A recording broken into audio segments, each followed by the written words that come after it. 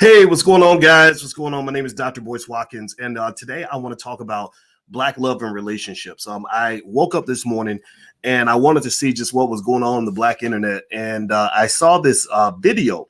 I saw a brother. I'd never seen him before. His name is Minister Jab or something like that, and I had nothing against the brother, but he had a whole video about my relationship with Alicia, this wedding that I just had, and I saw the video and I said, I don't know this guy. I've never told him anything about my personal life, but he's doing a whole lot of speculating, a whole lot of explaining about stuff that he didn't know nothing about. So I went into the video and I responded, and I think that people didn't believe it was really me. Well, if you're here from his channel, just know it was really me.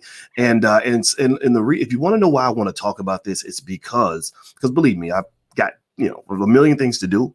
But I respect the brother, right? And I also saw this as an opportunity to set the record straight about Black love and talk about the educational aspect of how we as men view our women and how we view our families and how this connects to white supremacy.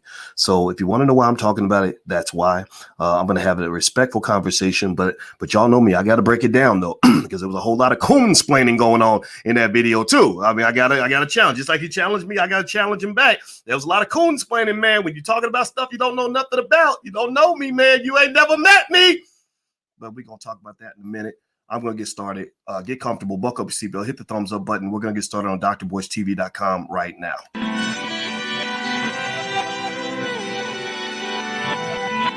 Here we are, clan the isms, cataclysm, great. Our people out here struggling, trying to make it in this state. Everybody out here doing it, but we the ones who late. Now family, we the ones who gotta delegate. Get that money in the power, never be fake. Stick to cosign for 3. What did he say? Create jobs, support our own. Educate the same and buy back your home. Got 3 degrees, triple 10. 3 PhDs, now we on the CNN. DBTV, let's talk about negligence. Ignorance is bliss, but we can turn it to intelligence. Believe none of what you hear, half of what you see. Let's break it down here on Dr. Boyce TV. Here we are. Hey, what's going on, guys? Welcome to drboycetv.com. This is the home for intelligent Black people.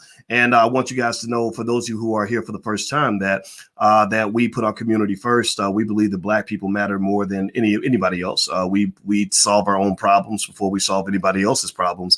And we also understand that the Black core of 3 is very important. The Black core of 3 says that we should educate our own children, create our own jobs, and support Black businesses. So let me tell you what I wanted to talk about today on the video. I felt like this morning I got up and I turned on the internet and I saw a big picture of me and Alicia, and it was this video called "Surviving the Friend Zone." And I saw a picture of me and Alicia, and y'all know I love my baby, and I was kind of like, oh wow, somebody's talking about, So sometimes, most of the time, most videos when people are talking, I ain't got time to watch it. I'm just like, man, I ain't trying to sit here and explain stuff to people. But in this case, I said, let me just take a little click, see what the brother's doing. So I saw this brother. His name was Minister Jab. Shout out to him and his channel. It looks like he's trying to grow his channel. And I get that, right? The way you grow your channel is you talk about people that have bigger channels, and then your channel grows. A lot of people have built their channels talking about me, and I understand that. It's nothing personal. I do not take any of that personal. And I saw he was really speculating about my relationship with Alicia. And as you all know, me and Alicia just got married. I'm very, very proud to say I married a beautiful Black woman. I think that Black men, any Black man who cares about the Black community should put Black women at the top of the priority list. And actually, I'm trying to see if I have any videos around where I could show you some footage from the wedding. I'll just show you a wedding picture. And we got married last week, and it was the proudest day of my life. And I'll tell you what, I think she's the most beautiful woman in the world. And let me see, here we go, on my Instagram. I'm sure it's on my Instagram. My Instagram is The Real Boyce Watkins, by the way. So if you want to follow me on Instagram, go to The Real Boyce Watkins. So there we are in that picture, happily married. And I'm super fucking proud in that picture. And I'll tell you what, it took me a long time to find a woman I was willing to go all that way with, and I found one, and I'm very, very happy about that. So why am I talking about this? You would say, well, Boyce, you don't have to respond to this. Don't respond to this guy, right? So some of y'all, I'm preaching to the choir. Some of y'all would probably wonder why I would even talk about it. Well, I saw it as an educational opportunity. You know, it's remember I've achieved kind of what you might call OG status. So a lot of the people that might talk about me are people that are younger than me, and also they maybe have not necessarily shaken off the brainwashing, the white supremacist brainwashing that exists in our society. A lot of that white supremacist brainwashing teaches you a lot of really unhealthy habits as a black man. It teaches you basically how to do everything in your power to make sure that your women are defenseless and without support, that they don't respect you, that your children are left abandoned. And that stuff kind of bothers me, and it's very personal for me. And it's personal for me because I just got off the phone yesterday with my long lost sister. Her name is Keisha. And Keisha is, we have a father. We share a father named Boyce. And Boyce was in that category of the types of men that I'm talking about today. You know, Boyce, no disrespect to him. I hate doing this to a man who's dead. But, you know, I'd never heard a good thing about this guy. And he was a guy that wanted to go and just, you know, sleep with hoes whenever he wanted to. He didn't, you know, all three of his kids, he never really reached out to any of us hardly. I think I talked to him 25 years ago. And he just really didn't have a life that I could say I'm proud of. I can't sit here and say, you know, that my biological father was this great guy, because the evidence just says that he was not. You know, it's mean. It probably sounds mean to say it, but it's just true. And so I think that one of the things is that's happened is I've become a little bit of a vampire hunter. You know, a vampire hunter in the sense that because I have known the pain that comes with weak ass men, because I've known the disappointment of a child who can't depend on a man because he want to go drop his penis in every woman within a 50-mile radius. Because I've known the trauma of male irresponsibility and disrespect of family, I have an issue with that. I really do. I have a problem with that because that's a big part of the reason why your community is failing. That's a big part of the reason why white people have their foot on your neck. They got their knee on your neck like George Floyd. They're George Floyd in your ass because your men, a good 30-40% of your men are big, fat, walking vaginas. Like they are literally and that's a disrespect to the vagina, because actually Betty White explained that the vagina is actually a very strong body part. Like it can take a pound and push out a 10-pound baby. So maybe it's actually a disrespect to vaginas to describe these men as vaginas. You know what I think they are? Here's what they are. Here's what some of these men are. They are, my daughter came downstairs and she showed me a gummy bear experiment where she put some gummy bears in water, and they were in water for a long time. And the gummy bears got real soft and gushy and bloated because they filled up with water. They're kind of like these big squishy gummy bear type guys, you know, and the thing is, though, the reason you can't identify them is because they look like men. They look like they're masculine. They look like they're strong. They look like they're tough because they've learned how to imitate tough people. They watch their favorite rapper and they hear their favorite rapper say, I don't love these hoes. Man, fuck all these hoes. Right. And they imitate that. And they're like, well, I never had a daddy explain to me how to be a man. I don't know nothing about manhood. So I'm gonna do what Lil Wayne is doing. Lil Wayne he always got his cup. He always got his cup. He's sipping purple and he's high and drunk all the time, and he don't love these hoes. He don't take care of his kids, so I'm gonna be just like him. So effectively, you know, it's like you got the millions of men that are just misguided, you know. And if you want to know why I wanted to talk about this, it's because I want to be there for the men that are looking for something better and something different. I want to be here for the people that really want to fight white supremacy. I want to be here for the men and the women as well, who want to know how to identify a sturdy man when they see one. And because I was raised by a sturdy man. I was raised by a man who was tougher than all these little bitches put together. I mean, my father has killed people. Like, he's killed people. You know, he came back from Vietnam with a heroin addiction. And I said, how did you stop using heroin? I said, a lot of people, that's their excuse for being irresponsible for the rest of their life. They started using drugs. Like DMX. Y'all remember DMX's story when he said that somebody introduced him to cocaine at 14 and he just couldn't get away from it, which I'm not knocking that. But my father, I said, how did you walk away from heroin? A lot of people can't walk away from heroin. He said, I just did it. Because if you're a man and you want something to happen, you make it happen. You do it. Because your people, your family is dependent on you to come through for them. So a lot of the men that you see that are whining and complaining all the time about, yeah, women do this, women do that, they're not mean to me.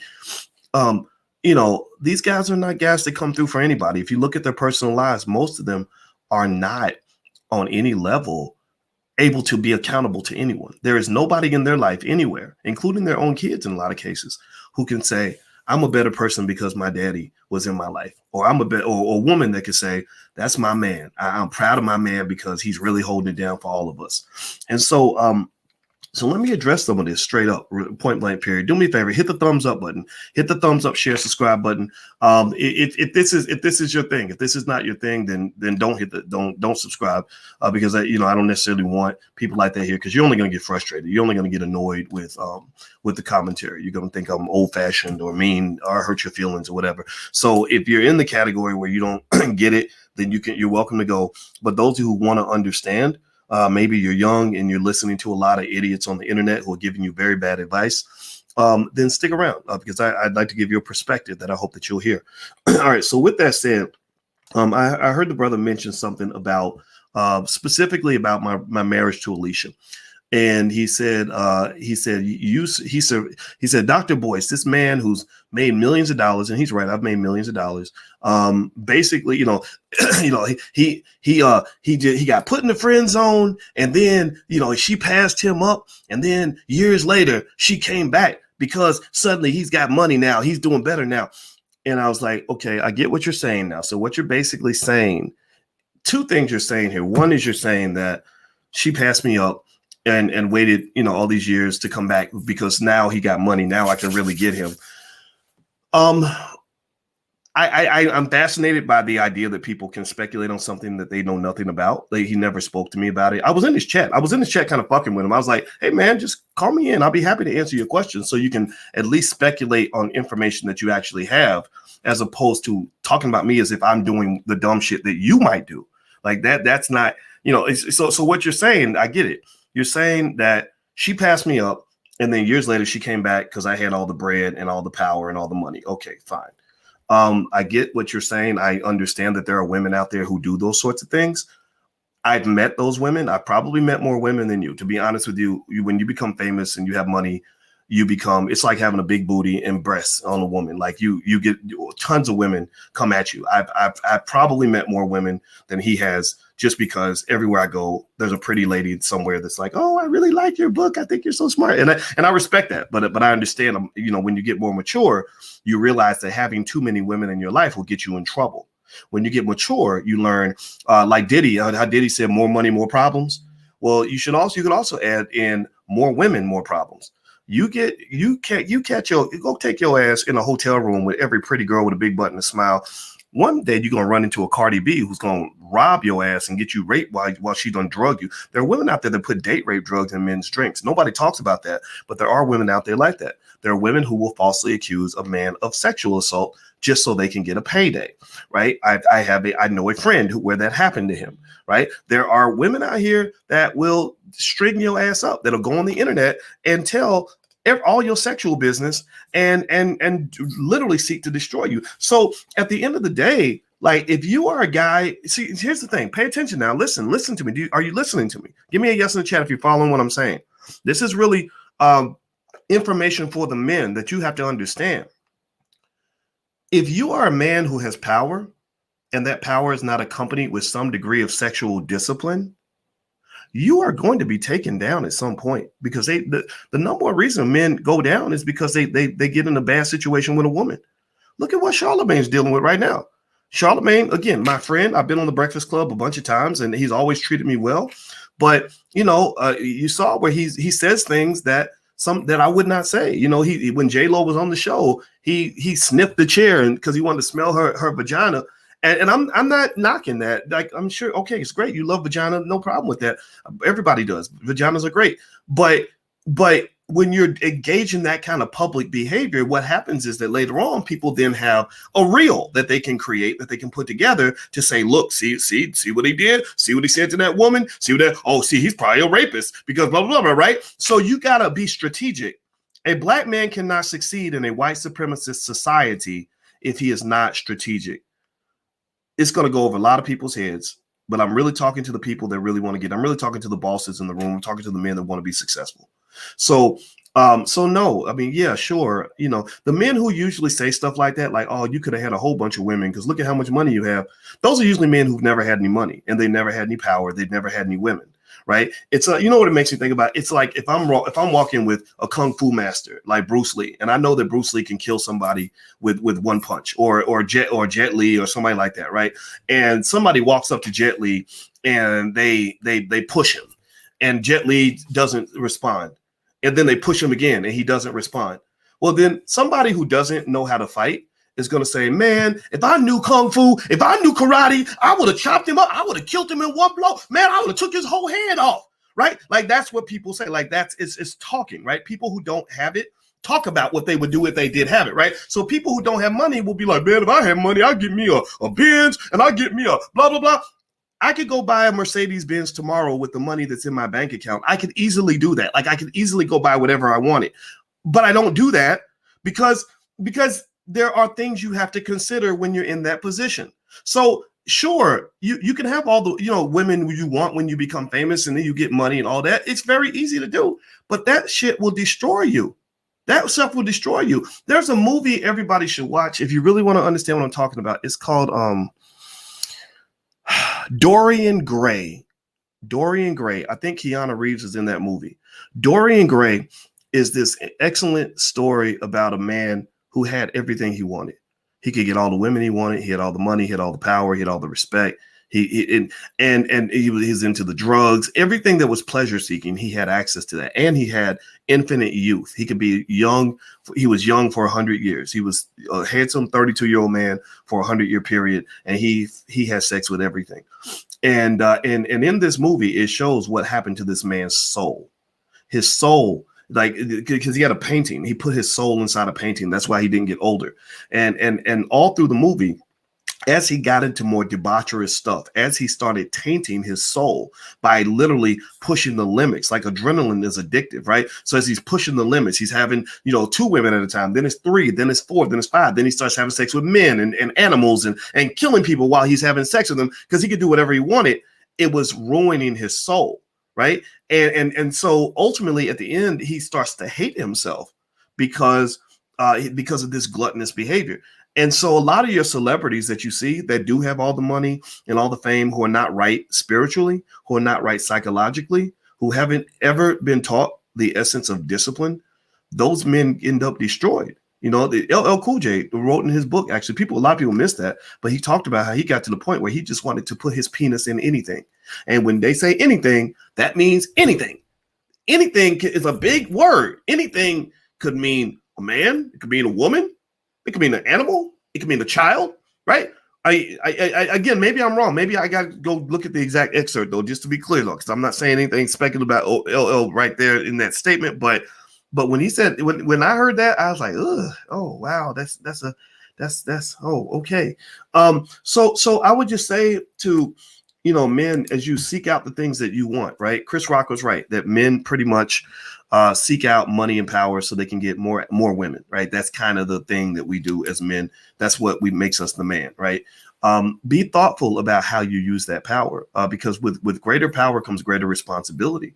And a lot of the celebrities that you see go down, a lot of the men that you see get ruined and destroyed, it's because they had the power and they didn't understand the responsibility. They didn't understand. The Chinese have a saying that says the fattest pig always gets slaughtered. So one minute you think you're the man, you think you get all the money and all the women, all the power, and can't nobody touch you. Well, that you don't understand that when you get in that position, you got more eyeballs on you. So I got to the point where, if I see a certain energy on a woman, I won't even have a conversation with her with no one else around. I'm talking about even a phone conversation. I've had women try to misconstrue a phone conversation. There was a lady who did a video and said, yeah, when I talked to Dr. Boyce, he was trying to hit on me and blah, blah, blah. And I'm like, I did not hit on you. I've never been in the same room with you. I've never invited you to come see me. I've never invited myself to come to you. I was sitting right there with Alicia and she heard the whole conversation. So no, I was that, and that did not happen. So that was my defense. My defense was that there is literally no way on this earth that you can even speculate on any level that I did something inappropriate to you because everything you're saying is made up. right? So ultimately, I would just say to men that are smart, that want to be successful, you got to be real strategic, because everybody's looking to take a black man down.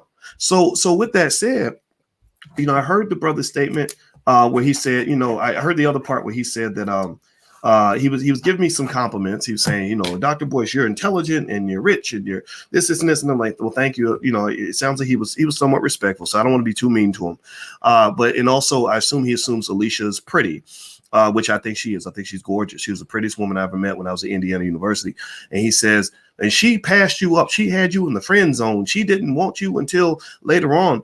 And actually, she passed. Actually, it wasn't like that. Actually, I passed her up. Actually, when I was in my 20s, I did not want to get married. When I was in my 30s, I didn't want to get married.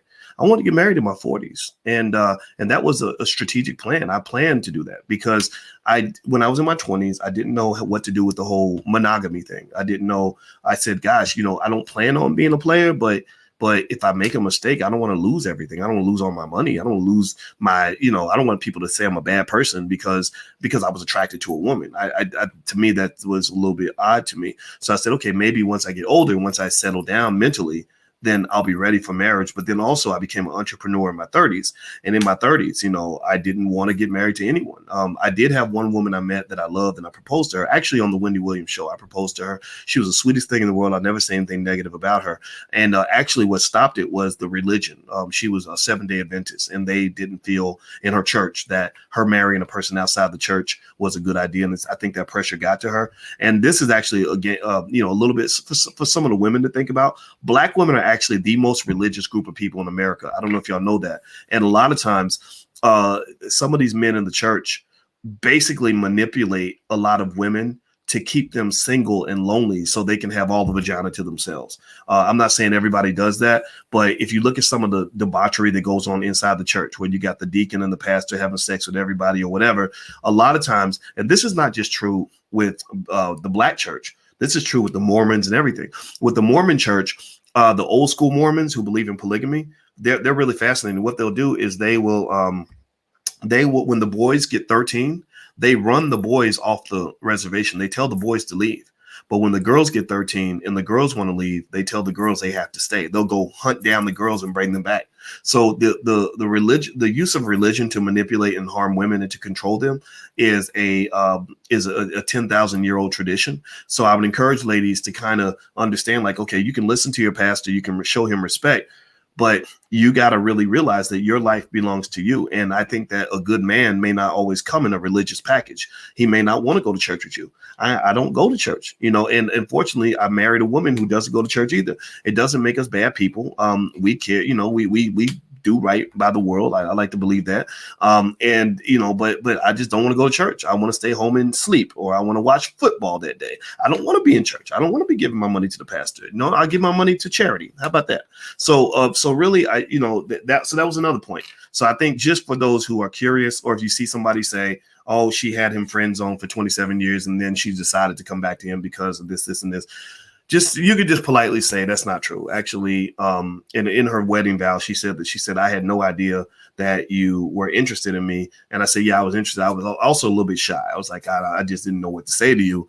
But, but I was happy being her friend. Like I was really happy as her friend. It wasn't, I had a great life. Again, like I said, this thing that where people expect.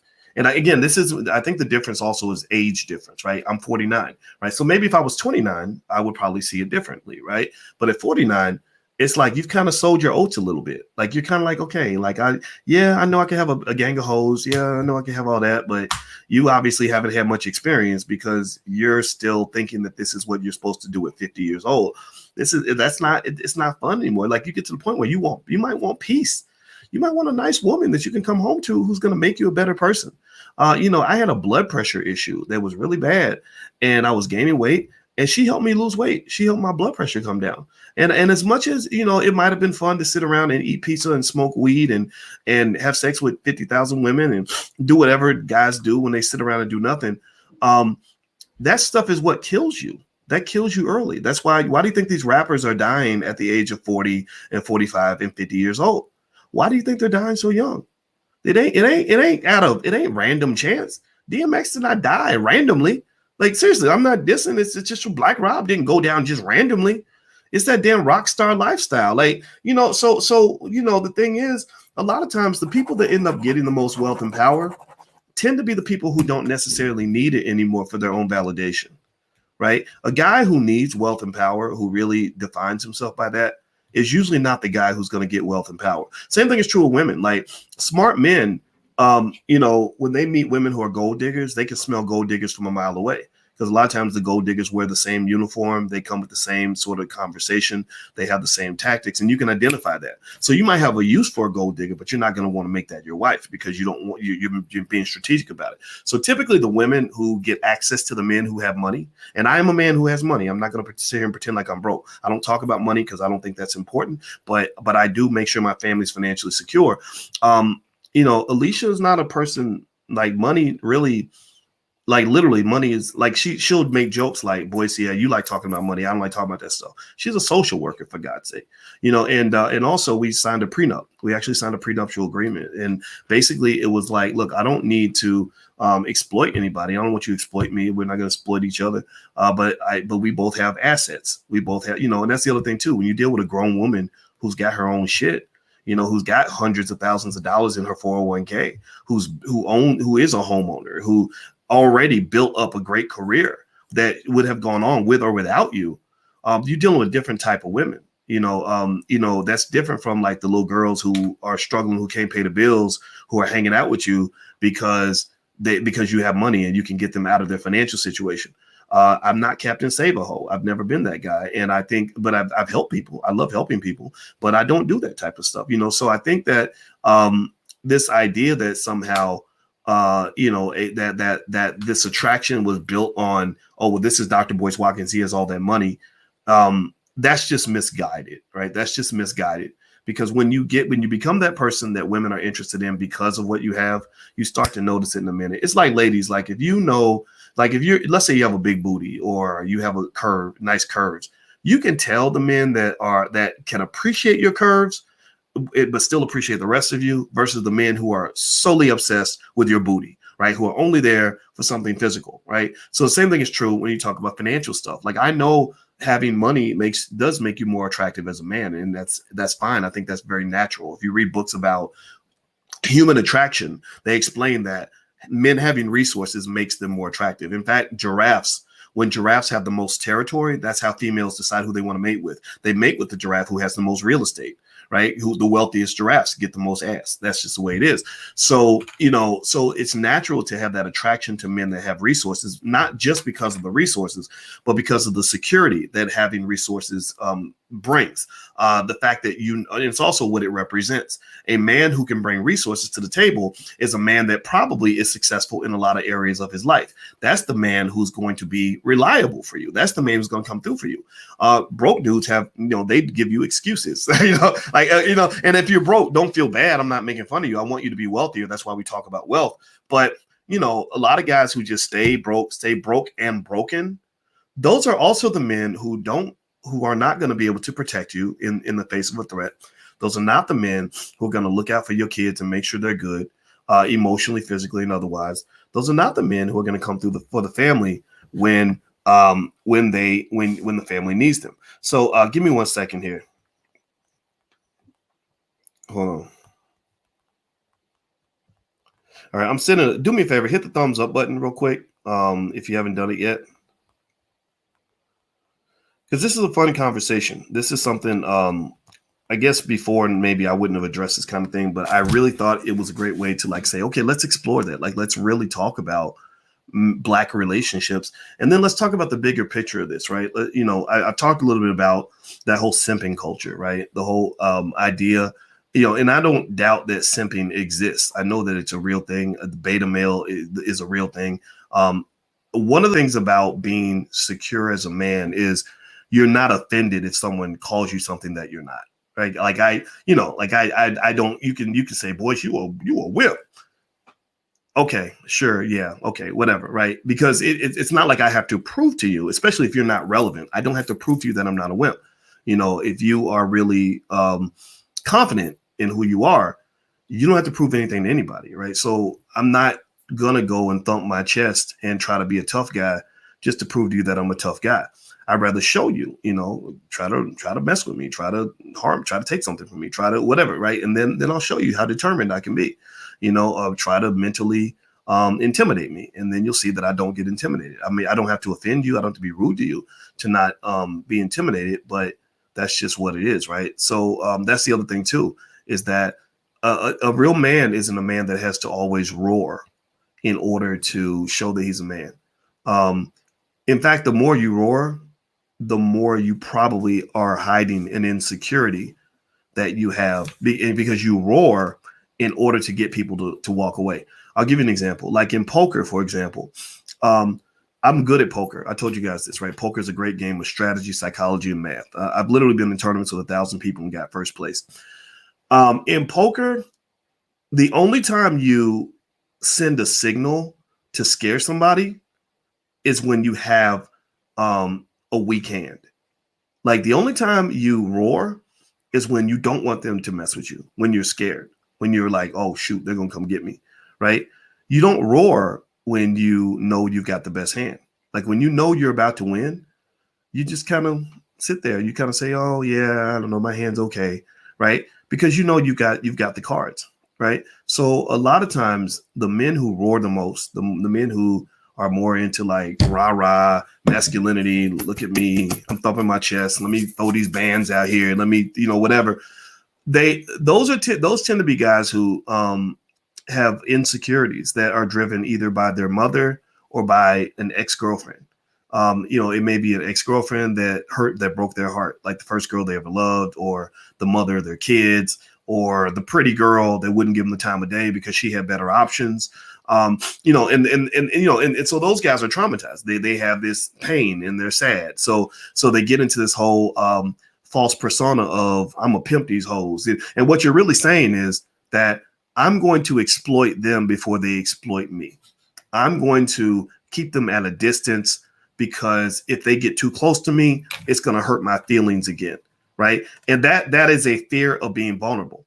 That you believe, deep down that if you become vulnerable, that they're going to get into your heart in a way that you can't get out of. You'll be depressed for the next 6 months or whatever because you can't move forward.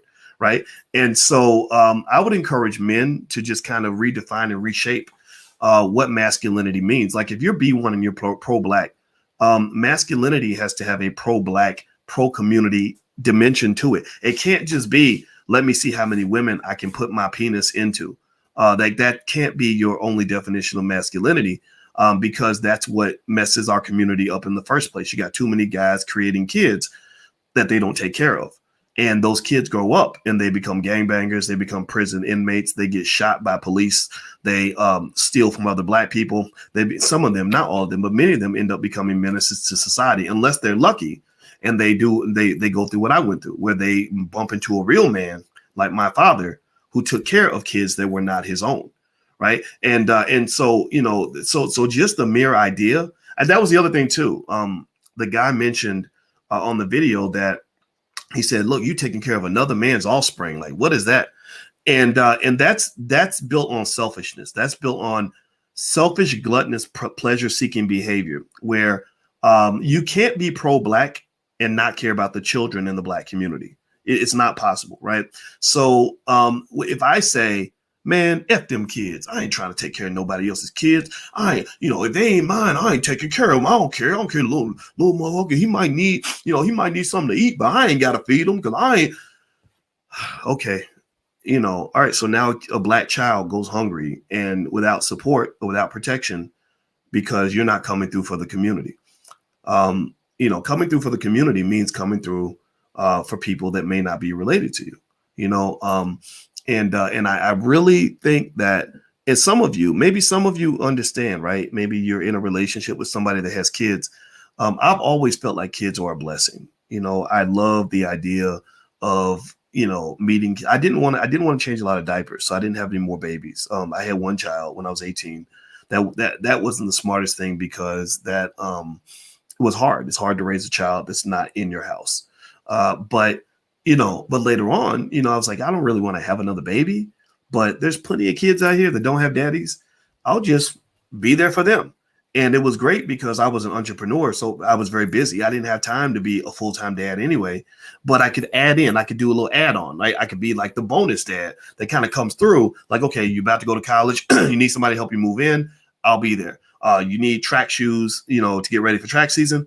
I'm there. You need somebody to get on the phone with you and give you a word of advice or encouragement. I love doing that. Right. And I really think that men who fall into that weird ideology that the kids are a burden, you don't know what you're missing out on, man. Like some of those kids are really wonderful children. Some of them are terrible and bad, and there's some situations you don't go into. I did a video yesterday where I explained how you can identify which situations you are okay to go into or what you should look for if you date somebody with kids. So I don't think that every situation with kids is healthy, right? But if the kids are great and you get a chance to play the part in helping a young Black man or young Black woman become the best they could be, why would you not want to do that? Like, why would you think that was like a burden or what that gets in the way of your liquor and weed and random hoes? Like, is that what it is? Because here's one of the things, this is one of my critiques of feminism.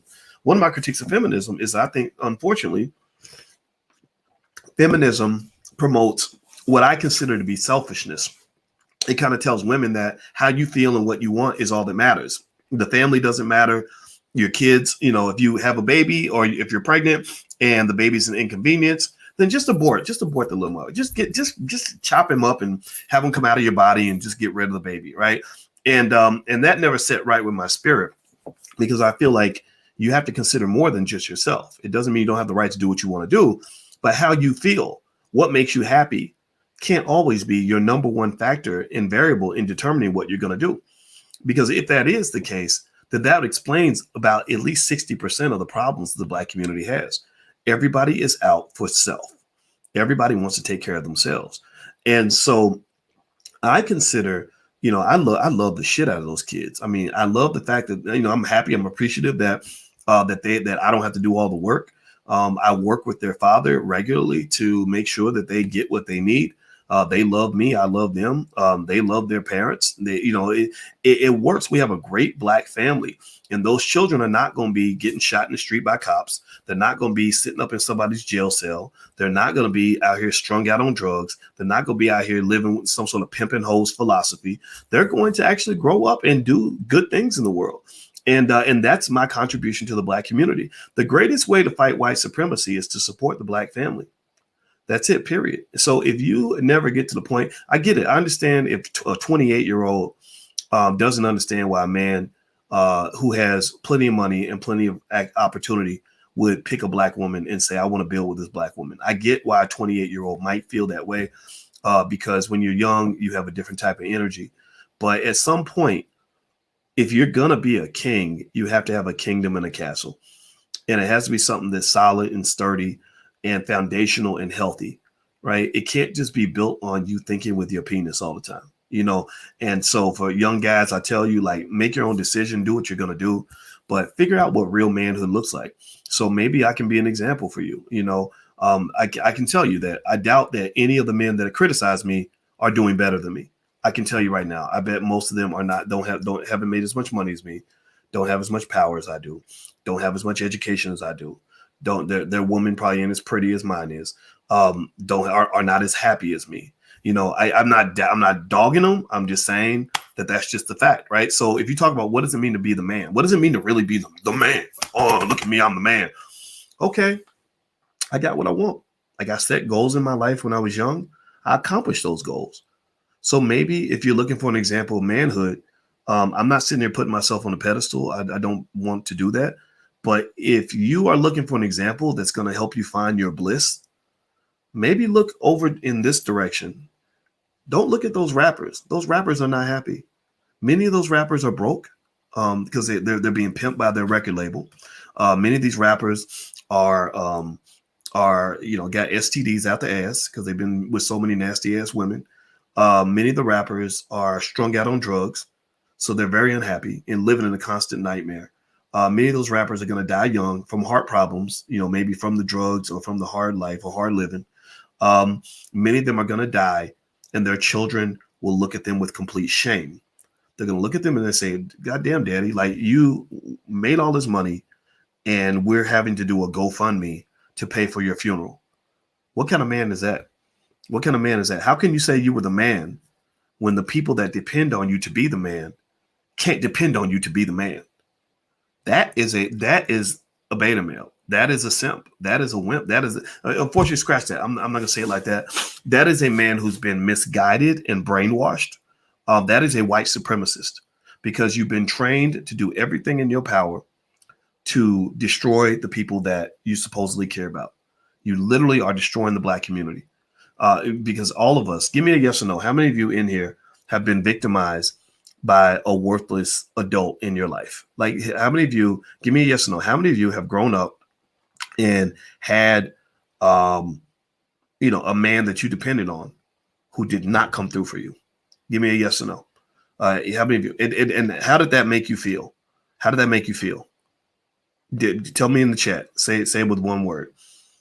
I can tell you, I've had that, and it doesn't feel good. It doesn't feel good to not be able to depend on your men. And a lot of Black women are losing respect for Black men, because just, in this internet, some of this talk on the internet is exactly why. It's like, damn, like, I understand if you challenge, like I've been called a sexist because I challenged Lizzo for promoting fatness as body positivity. Like, I'm like, well, Black people die from being fat and obese and having diabetes and all that. So why are you promoting that? Like, that doesn't make any sense, right? So people call me a sexist because, of course, they want to label that as, oh, Black man attacking Black woman, Black man's toxic masculinity. And I'm like, no, get the hell out of there with that nonsense. That's stupid. No, you're promoting death to Black people. That's what you're doing. You're telling Black people better ways to die. You're having them dance to a beat. Right, or you die, but while they're dying, right, with a piece of fried chicken in their hand, that's not healthy, right? So I believe definitely in challenging things that you don't agree with. But my God, man, like, you can't throw every woman into the garbage like that. Like, you can't just, if a man finds a good woman and says, this good woman is honorable, she's treated me with decency and respect. I want to make a commitment. I want to really be there for her. I really want to come through for the family. You can't just say, well, oh, that's simping, because like what did you try to turn a hoe into a housewife? Maybe that's simping. Or did you I don't know, did you fall in love with a stripper? Like, maybe that's simping. But to fall in love with a quality Black woman, that's called building. That's called being pro-Black. So a lot of people, I want you, if you see them online, I want you to go in there and call it out. Like, call it out and say, how can you be pro-Black when you hate your women? You have a mother. Would you want to go around and do terrible things to women and disrespect them? How would you feel if somebody did that to your mother? And for some of these men, they don't care. Maybe their mothers were prostitutes or whatever, and so they grew up maybe with a hatred of women. I don't know, but it's kind of like, God, man, like what's going on? But at the same time, though, maybe that's my sign that I'm getting like older, and I think about things a lot. I pay attention. Like, I really study white supremacy carefully. I don't just talk about it as a dog whistle term. I study it. I say, okay, why are we as Black people not moving forward? What is the problem? And I've become completely convinced that your biggest challenges are around four areas. I call it the four pillars. Wealth, education, family, and community. Wealth, because you're not learning how to build your wealth, because unfortunately they're paying rappers to market financial irresponsibility. So even when you get money, you throw it away. That's why rappers are dying broke. Like, if you sold 13 million albums, why are you dying broke? Because somebody put the wrong ideas in your head about what you're supposed to do with your money. Education, your education is bad. Even your most educated Black people are just not very smart at all. But they think they're educated because their brain is filled with information. The problem is that it's the wrong information. So it's like me saying, I went further in the race than you because I drove my car 1,000 miles, but you only drove your car 200 miles. But I drove 1,000 miles in the wrong direction. So a lot of people that are educated, the educated Negroes, who think that they're the talented 10th, who really think they're pulling the community ahead, maybe because a white person gave you a job or whatever. Those people, unfortunately, many of them are dying broke, and many of them are not assets to the community. So education alone doesn't do it. You have to have the right education. Family means that there's a reason why they teach the Black man to hate the Black woman. There's a reason why they teach Black men to not care about their children, There's a reason why they teach the black woman to disrespect the black man. There's a reason why feminists teach black women to abort little black babies, because they know that family is one of the most critical dimensions to prosperity, power, and wealth. Family, when you have strong families, you can do anything. If you have a family where everybody loves each other and everybody's on code and everybody's really got each other's back and you're working together, that family can't be messed with. Like, think about a family. Do you ever know that family growing up, they had like 8 brothers and sisters and they were all like down for each other? So if one of them got in a fight, all of them got in a fight. You know what I'm talking about? Like, think about that. Imagine a family like that, where if Lil Pookie comes back and says, they were bullying me today. Oh, he got his big sister coming. 2 of his big brothers are coming. Like, ain't nobody going to bully Pookie ever again, because Pookie's got backup. Pookie's got a family on his side, right? So the same thing is true when you talk about wealth. When you have strong families, you win. Strong families means that you have a tremendous asset in your possession. You have something that can help you pretty much accomplish anything you want, because you're sharing resources. You're supporting each other. You've got diversification. It's not just you against the world. See, that's the thing, right? I want you to really kind of observe this. A lot of these people you see on the internet, sometimes they get a little bit of a platform, it becomes them against the whole world. Like, it's just them and that's it. They don't have a team. They don't have any backup. They don't have any alliances, any partnerships. That's a flawed approach to anything, because that means if they take you out, then it's over. Right? Or if you're trying to go make money and it's you against the world, I'm gonna do it all by myself. Well, you can't go build a multi-billion-dollar company by yourself. It's not possible. You can't do that. You need teammates. You need teamwork. So family is really important, not just physical family, but also spiritual and intellectual family. And the last piece is community. All a community is a collection of families. So when they broke down the black family, they destroyed the black community. Right. So you tore down the building blocks of the community. So now your community is kind of all over the place.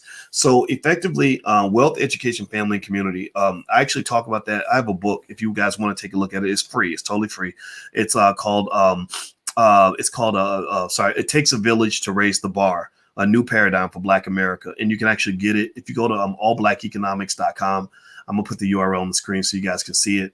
Allblackeconomics.com. There's the URL, so feel free to go take a look. And so anyway, to kind of conclude on this, I got to go to a meeting, and I'm glad that this was a conversation we could have, and I hope that this helps some of you, because I end up finding that I only appeal to maybe 5 to 10% of black people. That's it. I don't want to appeal to the other 80-90%, honestly, because there's so many, because I don't have the patience to deal with ignorance. And also I don't want to play for the losing team. I want to pick black people in my space that really want to win, right? That really want strong families, that really want to have wealth, that want to have healthy relationships, that want to be successful, that really want to defeat white supremacy. I don't do well hanging out with victims. Also for young men, the men that follow me, my goal is to help them to understand that sometimes your whole perception of what you think manhood is just wrong. When white men are giving you the model of black manhood, they're basically buck breaking you from birth, right? We think buck breaking means a man who's just weak and a wimp. No, buck breaking can also mean when you are just misguided to the point where you're going through life destroying people's lives because all you know how to do is think about yourself. When you don't protect or support anybody, when you got all this power and you don't want to help anybody else, you don't want to be there for your children, you don't want to be there for your family. Well, you're I don't know what you would call it. Maybe it's instead of buck breaking, maybe you're buck breaking other people, right? Think about that. Think about what a son feels like when his daddy ain't shit and his daddy ain't helping him. His daddy ain't taught him nothing. So you might be the biggest, baddest buck in the world, but if your offspring are broken because you did not come through for them, then effectively you're different from a rogue police officer, and so I personally just think that we got to kind of talk about these things a little more, and I'm gonna keep talking about it. Like, subscribe to the channel, subscribe if this is the kind of thing that you are interested in.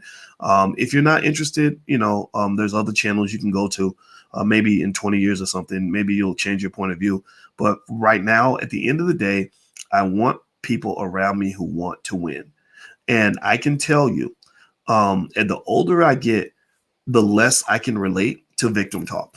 Like I can't, the older I get, the less I can relate to, oh, white people are oppressing us. That's why we can't get nothing done. And I'm like, well, white people ain't oppressing me. White supremacy runs nothing up in this motherfucker. Like there's nothing in my house that's being run by a white supremacist. I don't wake up every day fearing a white man. I don't wake up wondering if a police officer is gonna come get me. I don't live in that world. I'm sorry. I get what you're saying. I'll try to empathize, but at some point I'm a problem solver and I'm gonna say, okay, why do we see different realities? And you say, well, it's because you're rich and you just. I wasn't born rich. I was born poorer than you. I had less money than you. There's not a single story about roaches or, free cheese or anything you could tell me that I can't relate to on a deep level. So what's the goddamn difference? What's the difference? The difference is that you have been trained to have a victim mentality. You have been trained to be powerless. You've been trained to believe that you can't do anything without white daddy's help. That's the difference. That is the difference. So at the end of the day, like that's what it is. You got 2 Black Americans, at least 2, maybe 3 or 4. I don't know. But you got Black people who are moving on. Black people who've risen above the whole like stereotypical like coon-splaining type of behavior, like the whole we love rappers and comedians and basketball players and we gonna drink ourselves to death and then say white people did it and then walk around feeling like we're victims and oh my God, I was so scared to leave the house because I thought a police officer was gonna come get me. Like I don't live like that. I grew up with a man in my house. Goddamn, like I'm not scared. Like stop that, please. I don't identify with that kind of behavior, and that will never ever make you feel good about getting up out of bed in the morning if every day you wake up feeling confused and weak and lost. So I just want to see. I want to find out where the real men are at, and if you're not there yet, it's okay. It took me time, man. It took me time. I had to build my confidence from the root because I didn't have all the support I could have used as a kid. I didn't have people instilling confidence in me. So I literally studied how to have confidence. I literally studied how to be a better man, how to win, how to succeed. I studied these things at a scientific level. So, and I can say, in general, without bragging, that my life is a reflection of that. Again, even the guy who did that video saying that I was stuck in the friend zone or something, whatever he said, even he was admiring, like, well, Dr. Boyce is worth all this money and he's really smart. And I'm like, yeah, I was the only Black man on earth to get a PhD in finance in the year 2002. And he's made millions of dollars. Yeah, I have. I've made a lot more money. I probably make more money in a week than you make in a year. I will say that. I will confess to that. And so why not? Why don't we start breaking that down then? Why don't we start saying, what's the difference between me and you? What's the difference? What's going on right now that's leading me to take the time out of my day to address this issue for the Black men that really want to hear this and the Black women that really want to get this too? It's really because you're getting the wrong image of what it means to be a man. Manhood has been vastly misrepresented in the Black community, and they got you out here thinking that little boys are actually men. And some of y'all women are picking the wrong men, and some of y'all men are trying to be the wrong man. Don't be that man. Fucking be Superman. You can do that, but you got to think differently. If you think like all these other people, you're going to end up in the ditch just like them. So I got to go. I'm out of here. Have a good day, guys. Thank you for listening. I'll talk to you later. Peace.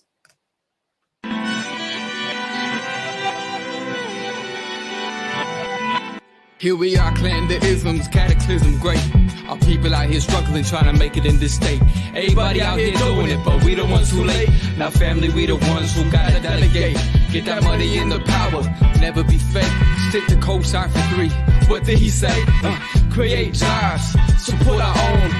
Educate the same and buy back your home. Got 3 degrees, triple 10. 3 PhDs, now we on the CNN. DBTV, let's talk about negligence. Ignorance is bliss, but we can turn it to intelligence. Believe none of what you hear, half of what you see.